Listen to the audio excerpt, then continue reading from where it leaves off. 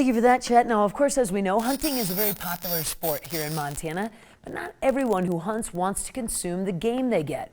Now, this week in Fish and Wildlife, the Hunters Against Hunger program allows hunters to enjoy the thrill of the hunt, while those in need get to enjoy the game. This week in Fish and Wildlife, sponsored by your local Montana Toyota dealers. Thursday morning, time once again for This Week in Fish and Wildlife. We're at the Region 3 headquarters this morning. Morgan Jacobson joining us. There's a great opportunity going on. General hunting season is underway and folks are out into the woods and they're hunting and they're taking their big game. But some of the folks are not going to be able to use some of their meat that they get. There is an opportunity for them to get it to people who could. Let's talk about the Hunters Against Hunger program. Yeah, Chet, this is a fantastic program that began about 6 years ago here in Montana. Montana Fish, Wildlife, and Parks partners with the Montana Food Bank Network to facilitate donation of wild game meat. And it's been a great program that's literally seen more than 100,000 pounds of meat donated since its inception. So, a great opportunity for hunters to give back to their community and provide for people who could use the help.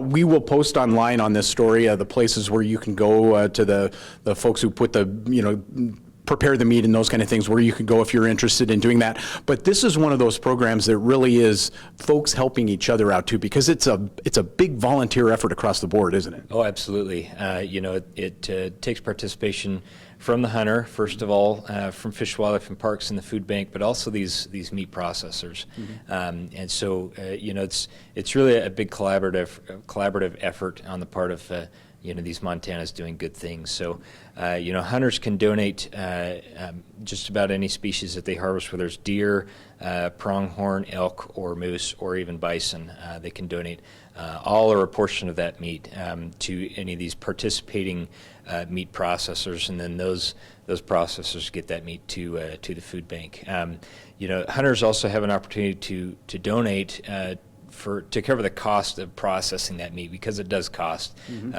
something. So when you buy a hunting license, you have the option to donate at least $1 to this program, and that kind of helps cover the costs associated with getting this meat to the food bank and to those people who need it. I think the big thing that I see out of this 6 years, you mentioned 100,000 pounds of food, that's meat that's not going to waste. Unfortunately, all too often we see some of that happening.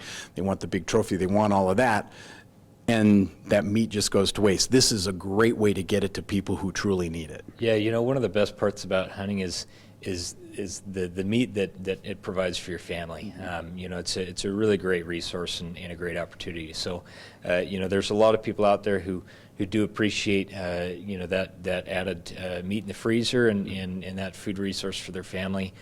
So we just encourage hunters to consider this, and make a donation if it's feasible for them.